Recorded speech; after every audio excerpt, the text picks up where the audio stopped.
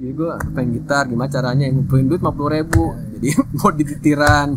25.000 beli pick up, beli ini, terus nggak kepake buat main di kafe, ya gue nyicil lagi nih duit, dapat dari gambar arsitek dulu gue kan.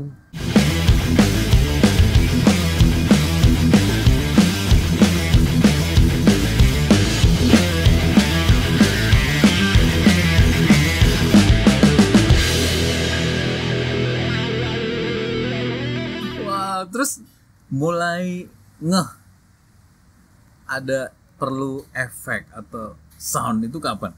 Pas gua punya gitar yang di titiran tadi. Oh, pas bikin itu di belakang Telkom itu. Jadi dulu tuh saya sempat belajar apa ya, konsultasi sama gitaris itu di Bandung mah legend, namanya Yono AR. Oke. Untuk sama gitaris itu juga kenal tuh sama siapa ya, senior tuh tahu kok di Bandung.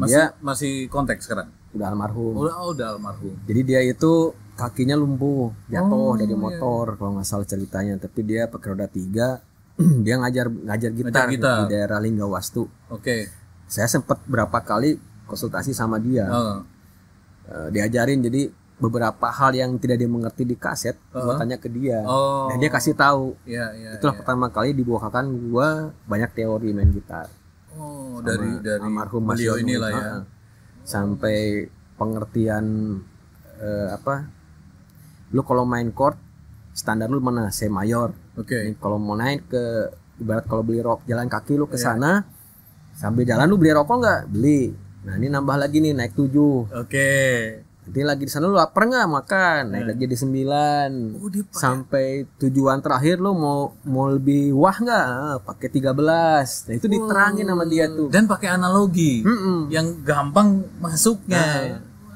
Jadi kalau standar lu C ya udah lu gitu doang sampai sana. Tapi kalau mau lebih meriah kan kasih ini 7, 9, 13. Tahu sama dia tuh.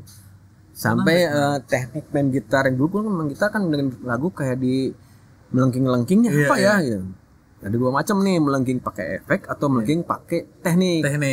Kasih tahu nih kalau teknik kan dia juga pakai gitar hollow body kalau nggak salah, bukan elektrik. Melengking dengan cara diangkat bending gitu. Di bending ya. Gitu. Jadi gue tahu kayak kan gue ngasih kaset Blackmore kan. Oh iya, Blackmore banyak banget. Tot gitu ya. Gimana sih caranya nih kayak melengking kasih tahu sama dia, diajarin. Almarhum Mas Yono itu. Teknik-teknik main gitar kayak gitu kasih tahu. Nah, tapi kan kalau nggak denger lagu-lagu rekaman kan ada yang bunyinya yang kayak gini, kalau sekarang distorsi ya. Dulu gue bingung mengatakan ini apa sih gitar berisik banget tapi asik gitu ya.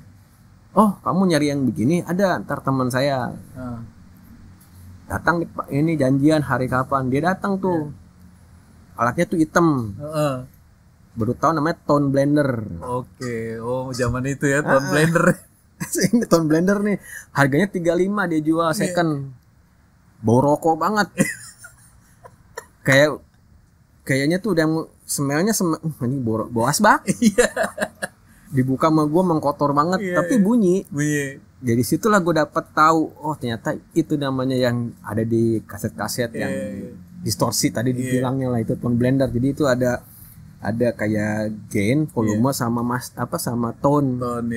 Treble apa ngebass itu doang, tinggal ini. Terus ada yang normal, ada yang pijitannya apa. Nah itu barang itu gue lupa di mana tuh. Udah kalau masih ada tuh wah antik banget tuh. Jadi dia miring. Agak gede buku, dia nggak lurus kotak, dia agak miring gini. Ininya di balik sininya nih, di balik sini tombolnya nih. Bukan di atas. Oke. Itu di buatan mana ya? Di atas itu gue nggak tahu itu custom atau custom dari luar apa di sini ada, gue nggak tahu. Karena gini Kang, kalau saya kan masa kecil di Jawa Tengah. Kalau di Jawa Tengah itu kalau bilang efek tuh selalu bilangnya blender kan? Jangan-jangan karena itu ya. Jadi tone blender itu. Kayak kita ngomongin air mineral lah ya. Itu kan selalu merek itu yang kita sebut-sebutnya. Oh blender itu dari situ jangan-jangan. Tapi bunyinya cuma satu. Bukan multi efek yang kita kenal sekarang. Distorsi itu bread gitu tadi. Tapi di saat itu juga gue sudah mengalami proses pencarian lagi tadi gue bilang. Jadi sebelum itu dapat itu, gue sama temen gue menciptakan pedal juga. Bikin sendiri. Wow. Menyerupai ya. Jadi walkie talkie itu kalau di bagian yang ngomong lu speakernya dilepas, masukin ke jack, masukin ke pickup gitar, di onin, output dari volumenya masukin ke tip, aux lah gitu, bunyinya bzzz gitu. Jadi lumayan buat gitaris kamar zaman dulu gua main pakai itu lumayan. Tapi nggak sempurna, cuman itu membantu gua untuk menyamai lah kuping gua dengan apa yang gua lihat di kaset. Setelah itu gua dapet tone blender itu dari temennya almarhum Mas Yono Air. Dari itulah perkenalan sama efek awal-awalnya ya. Karena memang kalau buat teman-teman yang mungkin belum tahu, jadi kayak distorsi itu memang sebenarnya sound cacat tapi ya distorsi kan, terdistorsi gitu kan. Kalau digambar kan garis, kalau terdistorsi kan bengkok-bengkok gitu. Tetapi kalau di musik bisa dijadikan sebuah tools yang esensial, terutama musik rock ya. Musik rock itu dia bikin panas kalbu. Ya benar. Itu langsung berubah itu suasana tuh. Dari situ Tone Blender punya sendiri, tapi kan punya sendiri di manggung cuma satu efek itu tapi terus pas gua kelas tingkat 2 kelas 3 mulai lah gua teman gua makin banyak lah gitu, jadi saya dapat informasi banyak juga. Akhirnya gua dapat ROD Roland jadi itu campuran distorsi, ada DS1, DS2, ada Fuse, ada apa. Bentuknya setengah satu U tapi setengah. Jadi dulu tuh kalau nggak salah dia di Boss apa Roland itu ngeluarin satu rak kecil. Dua tumpuk ini ada distorsi, ada apa, semua dimasukin ke Foot Suite. Pitch-nya satu. Nah, gue dapat itu satu, dapat pitch-nya satu. Berarti udah pakai rack system ya itu ya. Cuman cuma gue ngambil satu biji itu doang. Itu beli juga di Nada tuh. Dapat itu, wah ini distorsi, cobain enak suaranya. Jadi itu lebih apa ya, lebih menyerupai apa yang ada di kaset lah di era 80-an itu. Wah, DS1 kan legend ya setelah OD. Tapi bukan yang pedal mobil-mobilan, itu yang kayak gitu. Sama gua beli digital delay. Itu pertama kali mainan delay. ROD dan DD3. Iya. Wow, itu udah digital delay ya. DD3 tuh udah digital delay tuh. Itu yang pertama banget gua punya pedal. Nah, si ROD itu gua lagi servis di masih ada? Masih punya gua. Jadi si jack belakangnya kan karena sering keluar masuk gini nih, dia dodol. Nah, itu lagi dibenerin di sekitar Jagakarsa lah. Gara-gara pandemi nggak gua tebus-tebus. Banyak, wah ini gua tahun lalu gua berniat membenahi lah gitu, beberapa yang rusak. Buat ada berapa di Jogja, ada satu pedal Hype Baby Jimi Hendrix. Sama orang Jogja tuh dinaikin lah itu apanya, dikasih gitu. Dikasih apa tambahan jadi lebih mewah suaranya. Udah gua kirim tahun lalu tuh. Sehingga Karsa ada 5 pedal tuh gua servis ke dia. Head gua lagi di Melodia. Servis semua tuh. 2019 ya. 2020 berani ya. Gua ditebus. Tar dulu deh, nggak ada duit gua. Ini parah emang. Pandemi ini luar biasa memang. Udah nanya tuh si orang Melodianya, "Mas mau demo kapan?" Taruh dulu deh. Gila. Loh, pertama kali jadi bergabung di Riff itu memang apa namanya ya? Jadi bukan mendirikan awal di Riff dari awal gitu maksud saya, bergabungnya atau memang Andi dulu.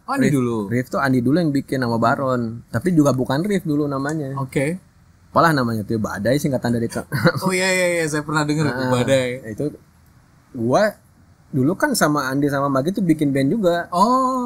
Band kuliah, band kampus, band Agustusan kan. Terus begitu Andi Baron tuh satu kuliah, satu kampus. Naksir sama Andi. Diajakin main, sok aja sih.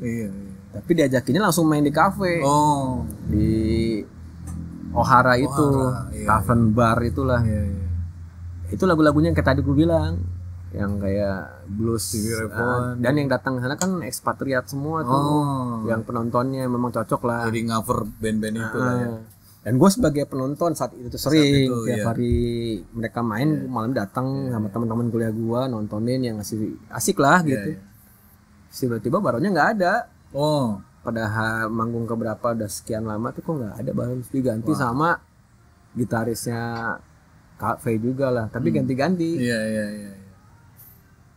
Dia bilang ya, aku baru pergi katanya luar negeri atau sekolah atau apalah gitu ya, kalau usah gue lupa. Tapi ternyata tanyakan ke Kang Bar. tapi ternyata dia bikin gigi juga kan. Oh iya. Jadi ya beritanya tuh ada bikin gigi, gue nggak tahu sih secara detailnya kayak apa cerita sesungguhnya. Dia nggak ada gitaris ibaratnya tuh sih. Kosong lah. Tapi ganti-ganti yang main, termasuk gue juga berapa kali sampai akhirnya Andi ngerasa udahlah lu aja yang main. Tapi drummer jangan nama dia.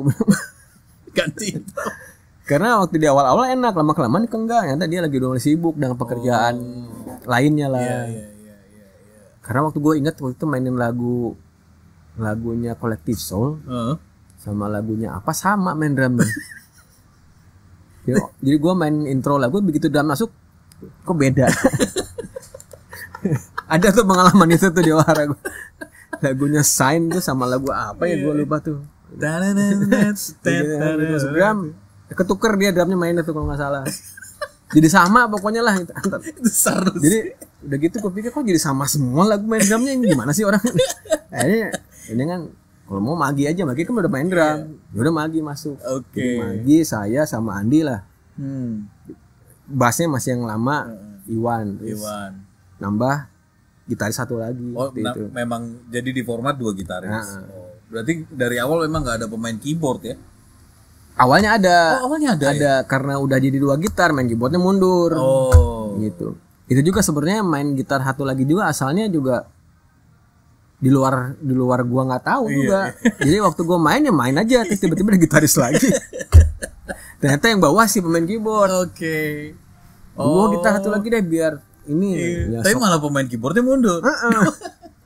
Itu alasan kayaknya. Itu kocak juga kejadiannya. Jadi gue main tuh asalnya main ya kayak format band itulah, gitar satu, bass satu, keyboard sama drum kan.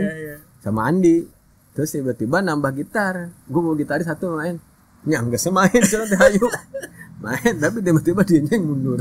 Jadi zaman itu buat teman-teman yang nggak tahu, zaman kafe. Band itu dibangun atau mereka merintisnya dari kafe ke kafe ya.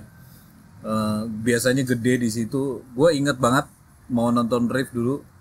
Gila ini band kafe tapi udah ada fansnya, gila itu sih sadis. Jadi zaman itu kita memang bangunnya dari kafe ke kafe gitu. Nah waktu itu memang niat rekaman. Di kala sudah 2 tahun 3 tahun kita di kafe memang ada pembicaraan itu terakhir. Ini mulu bikin lagu yuk. Jadi pengalaman bikin lagu itu justru pas lagi di kafe. Pas di kafe, pas lagi kita yang asalnya cuman nih di kafe kita mengganti format dari lagu-lagu tadi yang isinya Expatriate tadi diganti ke musik alternatif Rock Nation itu yang kayak di MTV saat itu. Ini pada nggak ada nih si fans yang format lagu sebelumnya. Jadi pas kita mengganti dengan format itu yang nonton nggak ada, cuma 3 orang. Masih ingat apa 4 orang 5 orang lah. Yang ternyata mereka ini musiknya gua nih sama band ini. Gitu. Dia udah dimerahin rambutnya, ada yang dikuningin. Namanya tuh siapa ya?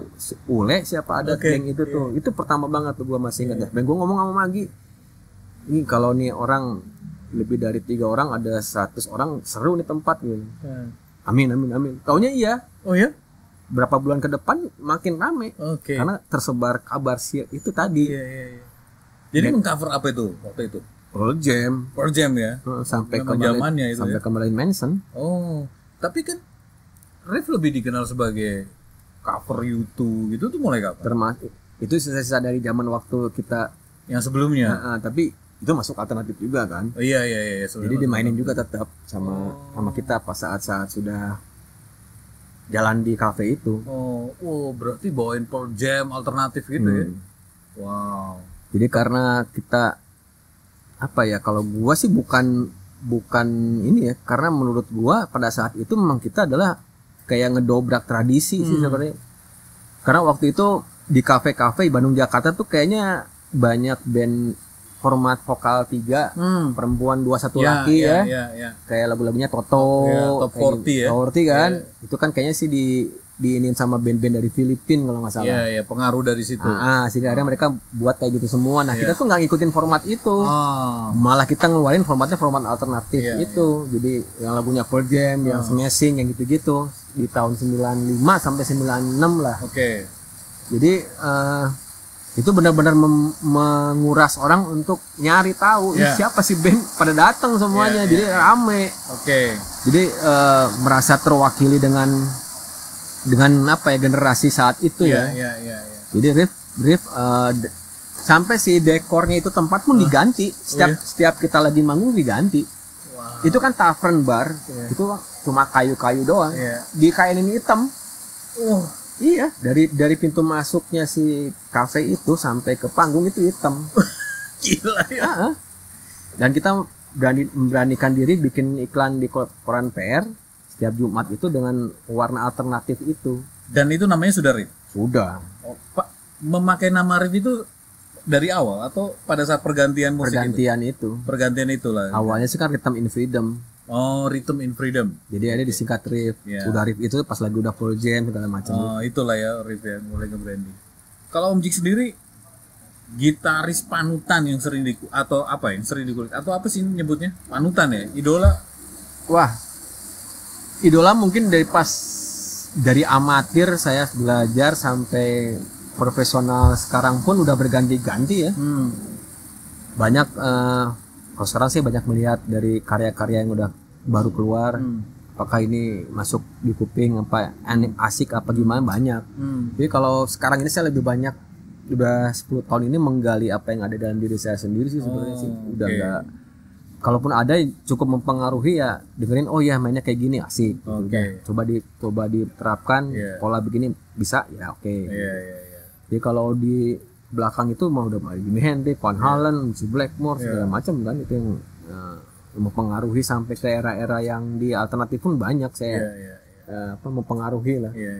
Memang mungkin zaman kita tuh orang kan nyebutnya zaman gitar hero ya. Ya mungkin dari sebelumnya malah ya, dari Blackmore segala macam, kemudian sampai ke Van Halen. Sampai masih sih sampai ke alternatif masih ada banyak gitar hero ya, termasuk Guns N' Roses Slash itu sebelumnya ya. Oh, dari situ berganti-ganti juga. Semua yang didengerin ya dipelajari gitu ya. Ya apa ya, bukan dipelajari, benar-benar dipelajari enggak sih, cuman saya dengerin sekali, oh menarik nih. Saya dengerin lagi, oh ya mainnya kayaknya begini nih mainnya nih. Coba terapin gitu. Loh, kalau Om Jik sendiri menyebut diri Om Jik sini sebagai gitaris apa? Metal, rock, blues? Gua tuh rock sih sebenarnya ya. Rock ya.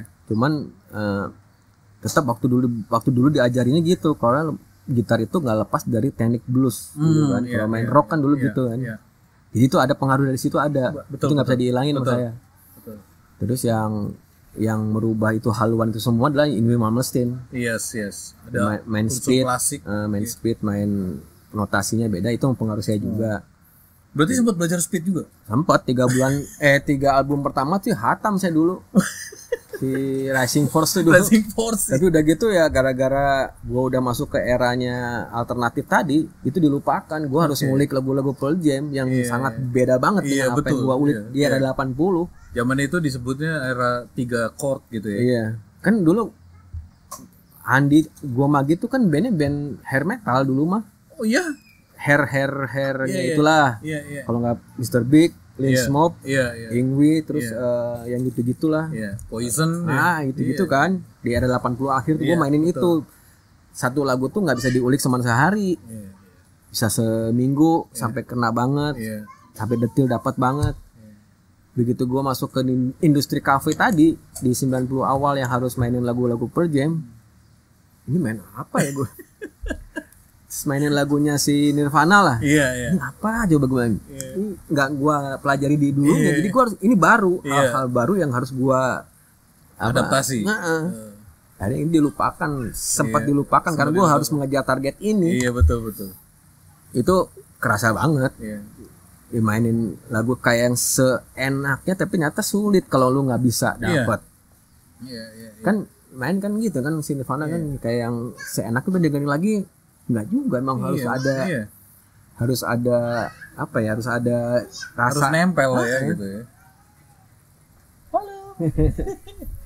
Halo.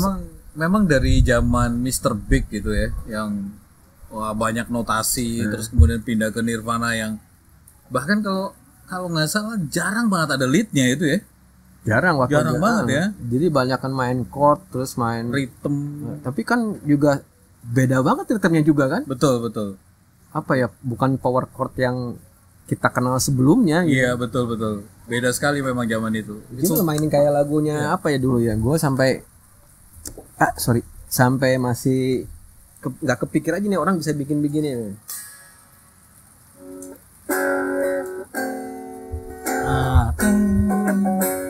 Zaman itu kok nggak ada kayak gitu-gitu. Betul. Dulu main kan gini, kalau nggak si ekstrim dulu main gini kan.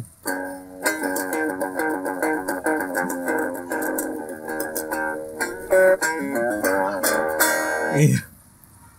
Beda lick, beda apanya, jadi sehingga gue mikir ini beda main, tapi mereka bisa mempengaruhi musik salah itu jadi berubah. Oh iya.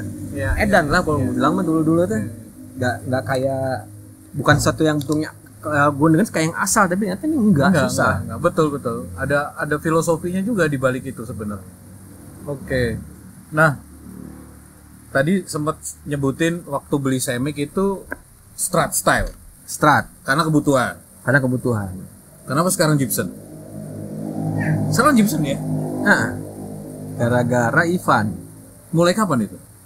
99. Ivan itu sudah di Bumerang. Oke. Di tour sama dia. Tour apa ya namanya dulu ya? 3. Sheila sama siapa gitu. Gua sama Bumerang sih, Rif. Terakhirnya itu si Krisye. Love, Legendary, dan Loud. Ya. Loudnya tuh bagian riff sama si Bumerang. Nah itu tour berapa banyak lah kotanya. Akhirnya ketemu dia melulu kan.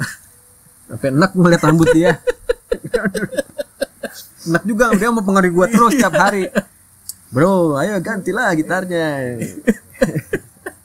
Jangan pakai itu terus, pakai ini. Ya oke. Akhirnya dia ngejual satu ke gua, ada gitar Gibson dulu, gitar standar. Gua coba pakai main, ternyata enak. Dari situ udah mulailah gua jatuh cinta lah sama Gibson tuh. Gue pakai terus, akhirnya gue mencoba beberapa Gibson gue pakai. Tapi kan berat. Gibson tuh kan ini solid body guys. Ini berat banget loh ini. Kalau dibandingkan Strat misalnya. Iya. Apa ya gue? Entah kenapa. Merubah? Enggak sih. Enggak. Entah kenapa gue tiba-tiba begitu dia bilang coba, gue suka aja gitu. Jadi gue tuh tipe ke orang yang tidak mendalami dengan secara apa ya. Ada beberapa gitaris yang mengamati dari atas sampai ke dalaman gitu ya. Pakai kayu apa, gue enggak. Gue begitu dikasih gitar, suruh make, tangan gue mainin enak, bunyi gue enak, udah. Oh, berarti Kang Jix mudah sekali beradaptasi ya sama begitu gitar. Begitu Ivan kasih gitar, coba dulu. Oh iya enak ya. Yaudah. Terus gak kehilangan handlebarnya gitu di Strat kan ada. Saat itu pun gue nggak begitu butuh. Oke, nggak dimainkan banget. Entah kenapa ya dulu gue tapping dan ini itu udah lama gue tinggalin karena gue kayak kayak saat itu gue ngerasa kayak kenapa sih gitar harus pakai. Gue main dulu sering tapping terus harmonik tuh gitu. Menjerit-jerit itu sering. Tapi lama-lama gue mikir kenapa harus selalu pakai itu ya, padahal yang dibutuhkan lebih dari itu adalah sebenarnya jari yang benar, notasi yang benar, speed kanan yang jelas, kiri yang kuat, bukan memanipulasi hal itu. Jadi hari itu tapping dan ini tuh nggak pernah gue pakai lagi gitu. Jadi nggak kehilangan lah ya. Ya memang tanpa dengan secara sadar gue nggak pakai lagi. Jadi pas gue dapat ini ya udah ini bener nih. Gue harus main dengan kiri gue benar, tangan gue kanannya mesti jelas. Wow. Adaptasinya juga nggak susah secara fingeringnya kan, scale-nya kan pasti berbeda ya sama Strat ini kan? Iya. Ini sama Strat kan berbeda sekali nih. Iya. Nggak merubah. Belum Gibson tuh gue malah pakainya ini kan musik Man Ernie Ball kan yang di klipnya lagu Raja. Ya udah mirip-mirip lah ya sebenarnya. Ernie Ball-nya Music Man itu yang gua pakai di Raja, si Hebat, banyak lah yang gua pakai. Raja itu rekamannya Ernie Ball. Ernie Ball itu. Ininya beda. Lebih kecil kan ya. Lebih kecil ya. Lebih pendek. Jadi buat tangan gue sebenarnya lebih, kalau orang bilang playability-nya lebih benar. Ini lebih lebar. Tapi begitu gue merasakan bahwa ini gitar punya ciri sendiri, ya gue beli Gibson akhirnya. Dan secara sound kan ini lebih berat ya. Lebih berat heavy, ya. Lebih tone-nya lebih apa ya, lebih ya berat gitulah. Tapi dulu waktu Ernie Ball itu udah humbucker ya? Sama humbucker kayak gini. Humbucker juga ya. Seperti ini ya, ini kayak softbar gitu ya. Nah ini dulu mengganti pakai Di Marzio. Ada ini nggak apa kesukaan misalnya pick up-nya gue lebih cocok sama ini gitu? Balik lagi, kalau gue tuh nggak sedetail itu. Jadi gue begitu gue datang ke toko musik gitu kan, gue mau ganti pick up gue yang single coil buat gitar gue pakai yang mendekati bunyi Fender. Itu Marzio, ya udah. Oke. As simple as that.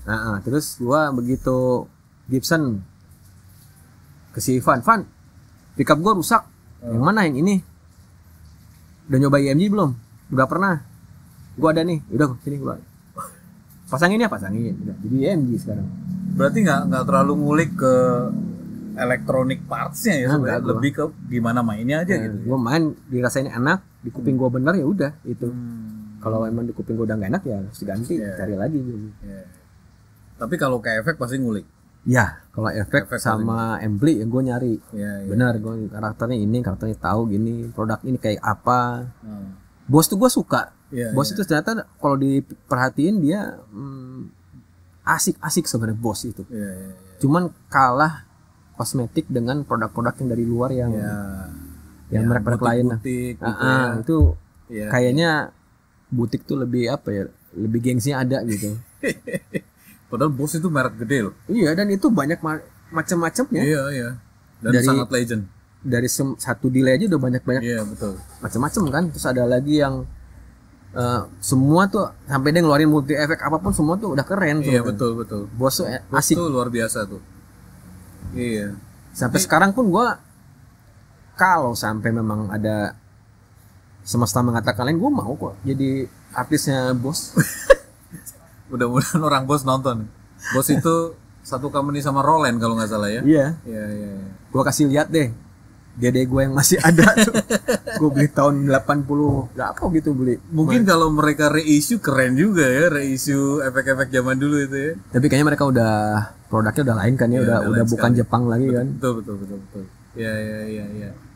Nah, ini teman-teman perlu tahu nih. Jadi ini zaman udah modern banget, udah banyak efek digital, udah bahkan bukan digital sekedar digital, udah apa sih sebutnya ya, simulasi bukan. Jadi mendigitalkan analog itu kayak camper gitu. Udah banyak. Nah, Kang Ji-kun ini salah satu yang sangat, kalau gue bilang sih gitaris tulen lah, bener-bener analog banget dia. Bener-bener ampli banget, bener-bener efek analog banget itu, karena kita sempat jalan tur bareng juga ya. Dan apa ya istilahnya, dia bener-bener tahu persis ini bunyi amplinya dia itu seperti apa gitu. Nah, gue pengen tahu nih Kang, kenapa lu sangat ke ampli gitu? Ya karena terjawab semua di situ kok. Kalau gue tidak menutup pengetahuan untuk yang baru-baru kabinet simulator, terus ampli simulator. Itu semua juga gue pelajari juga. Memang untuk hal yang sifatnya praktis itu menjawab. Jadi panggung nggak ribet, tinggal nyolok DI, itu menyerupai lah. Warna itu ada di floor monitor, ada di side field, cukup lah. Tapi kan yang gue butuhkan kalau gue sebagai pemain gitar adalah bunyi bunyi bener. Jadi gitar gue masuk di ampli gue bener. tersalurkan ke depan gitu kan. Maksud gua tuh cuma itu doang. Jadi memang itulah jati diri gua di situ gitu. Di ampli itu. Jadi memang ada kencangnya tuh si kabinet di belakang gua, kayak nyentor ke gua gitu tuh kerasa banget. Amin, ini main gitar tuh begini. Jadi kalau beberapa kali event kalian ngelihat gue pakai sesuatu yang sifatnya simpel, ya memang gue lakukan juga untuk hal yang lebih gampang lah. Jadi kondisional juga sebenarnya. Belakangan ini setelah gue ngelihat juga benar juga sih, kasihan juga kalau harus ngambil head, mobil kabinet, wah. Jadi ya udah gue mengadaptasi lah. Ampli apa sih? Masih Mesa. Kenapa Mesa bukan Marshall misalnya? Dulu gue macam-macam ada Hughes Kettner 3M, ada Marshall Series, ada Marshall JCM punya, ada Lenny, Tommy Iommi Signature, ada Legacy Carvin. Terakhir itu diantaranya gue pakai itu si Mesa diantaranya. Itu dual rectifier atau triple? Dual solo. Oke. Itu yang udah dari 2004 gue pakai.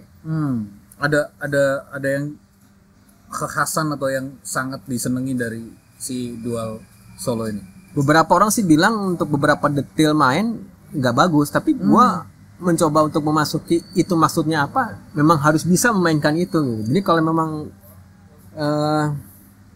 orang bilang katanya bisa memanipulasi tangan lu kalau pakai si Mesa itu. Buat gue sih enggak, karena begitu lu main terlalu banyak distorsinya juga nutupin semuanya. Jadi memang harus ada pas di nada lu bisa mewakili.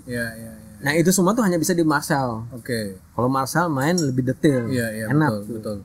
Jadi gue bicara bukan masalah pakai pedal, masalah head dengan distorsinya lu main detail dapat. Tapi ya untuk beberapa hal juga rhythm gua, blok gua tuh nggak terwakili sama Marshall. Jadi gua harus pakai Mesa. Kurang heavy lah kalau di Marshall. Ya kalau di Mesa memang Mesa sih gila sih. Jadi teman-teman ini gue pernah membuktikan bahwa bapak ini memang betul-betul tahu gearnya. Waktu itu gue bawa camper ya. Gue bawa camper dan dia udah khawatir sebenarnya tuh, udah WA terus. Ini bakal bunyinya sama apa enggak? Gue bilang sama gitu. Nah di camper tuh ada presetnya Mesa ya. Begitu gue nyalain pakai, padahal kabinetnya Marshall kalau nggak salah waktu itu. Kayak itu ya. 1160. Nah dia bilang, wah gila ini benar-benar Mesa banget. Jadi dia ngerti banget sebenarnya apa yang dia cari. Nah mungkin teman-teman juga bahwa sebenarnya ya kita memang harus coba lah. Kalau memang ada kesempatan boleh coba yang lain ya, atau ada kesempatan coba yang lain, coba aja ya. Tapi sebaiknya mungkin memang kita harus ngerti kebutuhan kita apa kali gitu ya. Kayak tadi misalnya kalau di Marshall mungkin kurang terpenuhi untuk ritmenya, mungkin ya memang di Mesa Boogie lebih dapet gitu ya. Oke, berarti kalau biasanya kan gini, kalau satu head misalnya ini lebih heavy di sini, tapi biasanya kalah pada saat kita ngelit. Nah itu ada gitu-gitunya juga nggak? Setelah gua mempelajari si Mesa ini, akhirnya gua bisa mengadaptasi itu. Jadi gua butuh satu, udah cukup itu terus. Kan di situ juga ada tombol solonya kan. Jadi tombol solonya kalau diinjak dia jadi semakin kayak nadanya nggak terlalu bleber. Menurut gua ya, jadi asik aja main. Nah kalau efek di situ fungsinya apa sebagai apa? Kayak distorsi. Kalau buat lu gitu, gua nggak, kalau udah si headnya distorsi, gua nambah gain sedikit dari si TS9. Oh pakai TS9 ya Ibanez ya. Nah kalau buat untuk nambahin gainnya ya, rhythm itu ya biar lebih enak atau lebih menggigit lagi ya gua kasih si TS9. Selebihnya gua pakai Roto Vibe sama wah. Terus dan kalau gua pakai top box yang pakai selang itu. Ada chorus yang dari Dunlop itu yang gue pakai, sama sebenarnya gue jarang pakai delay. Jarang pakai delay juga. Jarang pakai delay. Jadi delay gue malah sejak DD3 itu nggak gue pakai, gue nggak pernah nyari lagi gue pakai nyari delay enggak. Malah pernah gue dapet delay produk Sri Lanka apa gitu ya. Apa yang warnanya coklat lah di Wijaya kalau nggak salah, ada 250.000. Gue suka karena hunting itu suka lihat dari mana nih buatannya. Negara-negara Vietnam hanya unik nih. Gue suka. Suka ngumpulin. Sampai satu saat gue pernah ke Zacarias tuh di kota. Masih ada nggak itu?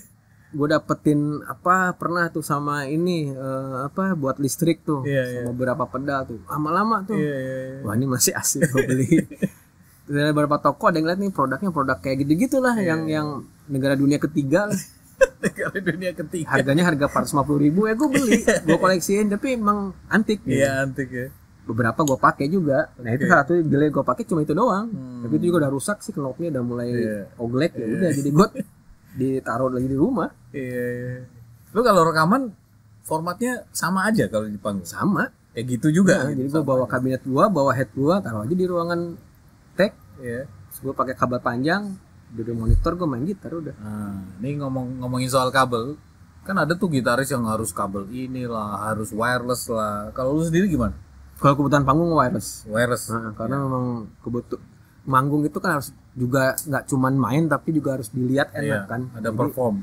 Jadi ya seperti itulah. Jadi gue pakai wireless. Tapi kalau rekaman pakai kabel. Jadi memang kalau wireless ini kan kadang ada gitaris yang bilang suka berubah soundnya gitu. Iya, kayaknya sih beberapa begitu. Jadi kayak nambah gain kalau nggak salah. Tapi yang gua dapetin kemarin pakai yang harganya 2,3 juta apa ya, gue lupa ya. Line 6 itu? Iya, Line 6. Itu lumayan sih buat gue. Aman ya? Aman. Nggak terganggu. Awalnya lu pakai dulu waktu beli, ada yang kotak gini udah rusak tuh kayaknya.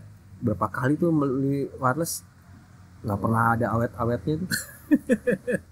Kalau panggung sih memang karena kita butuh mobilitas juga ya, wireless juga lebih simpel ya. Tapi berarti dari wirelessnya itu dari gitar ke efek ya? Iya. Dari efek ke ampli atau tetap kabel? Ya, tetap kabel. Oke. Karena wireless sekarang udah banyak berubahnya. Dulu mah kan ditaruh di head kan. Dulu kan head gua tuh kayak lemari gitu kan. Head si listrik itu terus sama wireless satuin semua di situ, tarik kabel ke depan. Oh sekarang sih satu kabel doang ke head. Betul. Si ininya taruh di situ. Jadi nggak bolak-balik.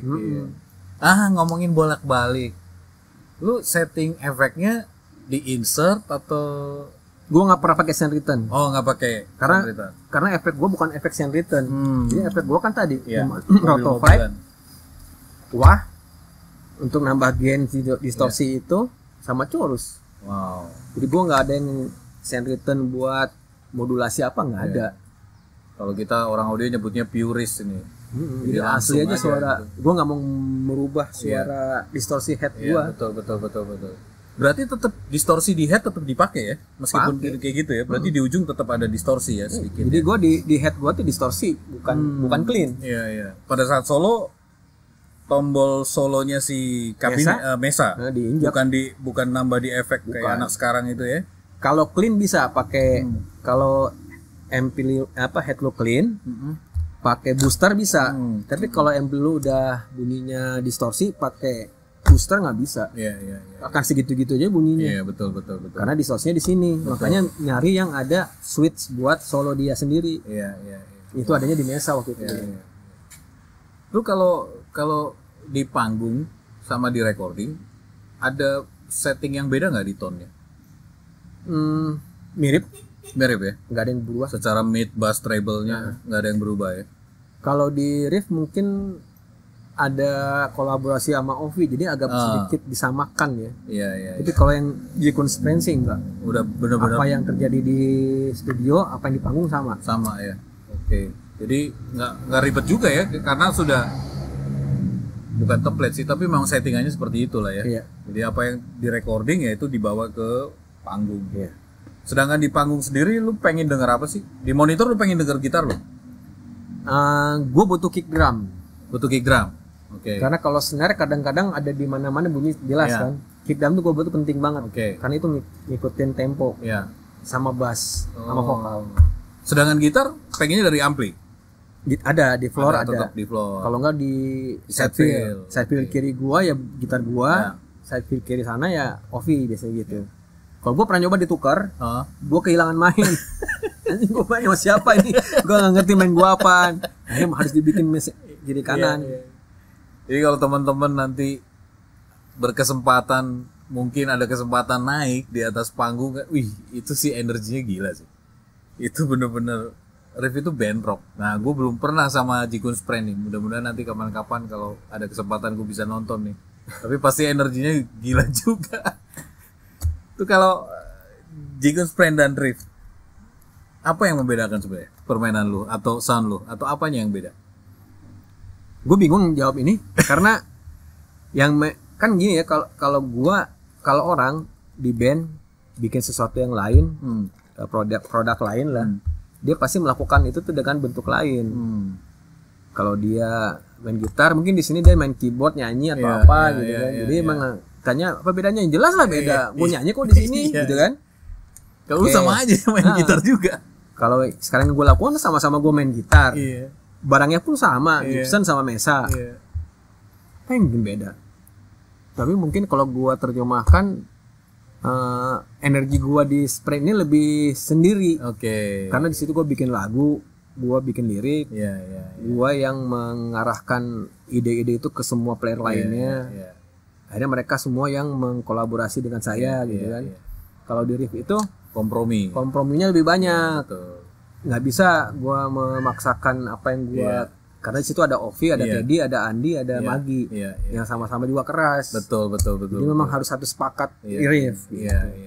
Kalau di Jikun Spreng mah emang band gua gitu, dengan ada Octave, dengan Koko, dengan Kevin yang main drum, itu semua jadi kolaborasi yang ini fellowship gua lah.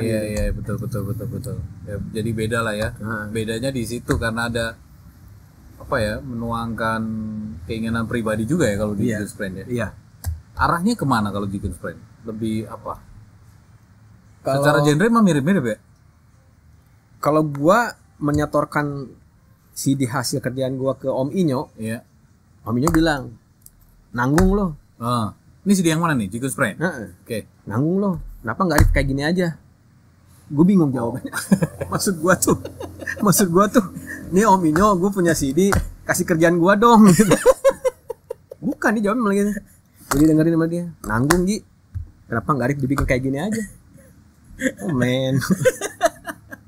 Dia nggak bilang gue tuh udah berusaha, mungkin gue merasa ini beda sih, riff begini yang gue lakukan adalah begini, tapi ya kenyataannya sama orang begitu, ya udah. Jadi kalau ditanya ini lebih apa ya, maunya gue sih metal sih, kalau gue bilang pribadi gue metal sih, yang si Jikun Spreng ini metal.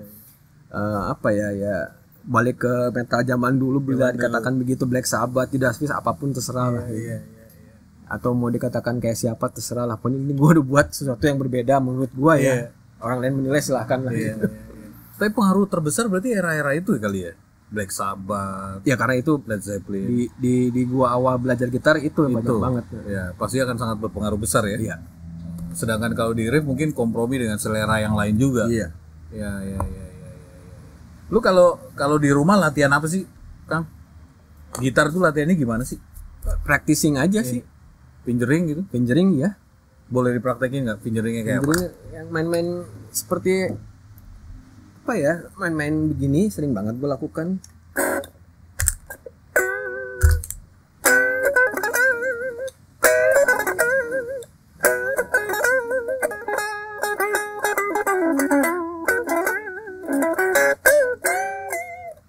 Simpel aja gitu, sambil ngobrol sama anak, sambil gue pegang gitar nggak berhenti gitu.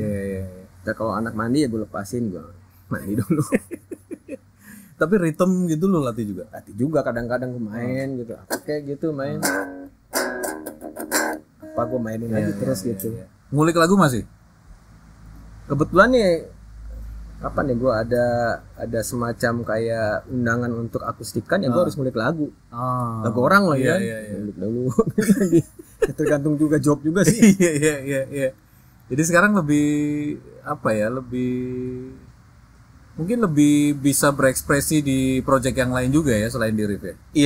Iya. Seperti itu. Jadi ya nggak berhenti lah kalau main gitar di rumah. Keluar ide bikin apa. Meskipun alat gue di rumah bukan alat yang ada komputer, enggak. Jadi gue cuma main, simpan di handphone. Oke. Gue ingat lagi, gue benerin lagi, terus sampai jadi gue bawa ke teman-teman, bikin bareng gitu. Kayak gitu aja sih. Seru. Nah, kalau sekarang kan band banyak yang istilahnya bubar kali ya, atau vakum. Kalian menjaga riff gimana sih? Bar. Kumpul di bar, sering temu-temu, tawa-tawa, keluar ide. Jadi lebih banyak bukan di musik ya sebenarnya, tapi hubungan personalnya. Karena musik udah cukup lama kita jalan kan. Jadi kalau kita begitu ketemu di orang bar, ketemu ide, bikin musik pastilah. Ya kita ke studio latihan di lagu. Wow. Itu teman-teman. Jadi nggak cuma ngomongin masalah musik ya? Iya, jadi kalau di kayak kita jalan tour ke mana, hotel apa ada barnya, kita nongkrong di bar situ kan. Sambil ngapain, tawa-tawa. Gini. Ini bikin lagu lah. Kapan pulang ya? Ayo, ada waktu kosong nggak? Ya udah, studio bikin. Ya se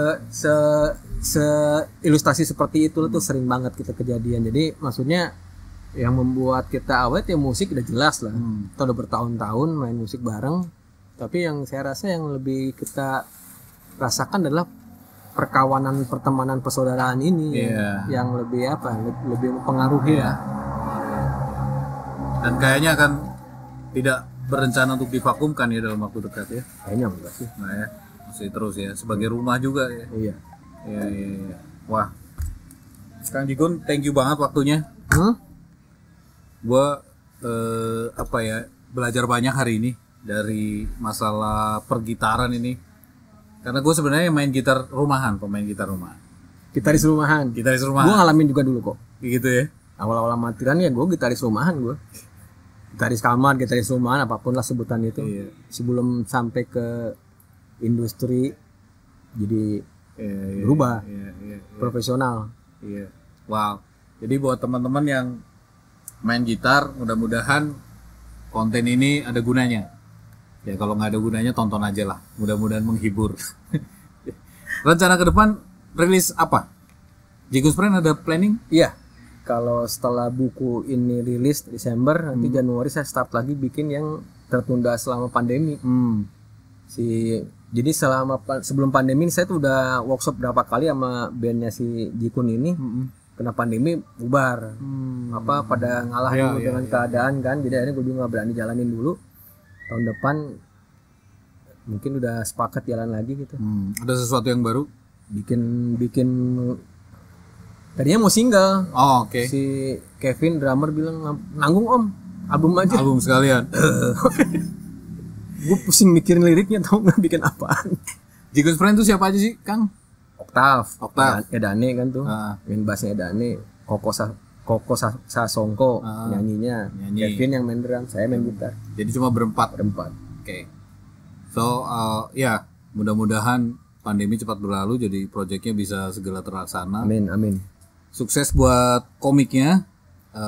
Ditunggu kabar rilisnya. Iya. Dan kayaknya itu aja.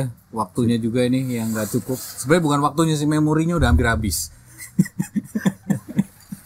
So terima kasih udah menonton. Kita ketemu di podcast berikutnya. Thank you Kang Jigs. Thank you banget. Ya, sukses.